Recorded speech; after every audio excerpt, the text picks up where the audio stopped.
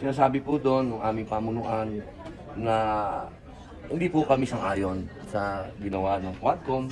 Pero syempre, ako po bilang isang mambabatas din, kung ano man po yung gusto nilang hakbangin, di gawin po nila.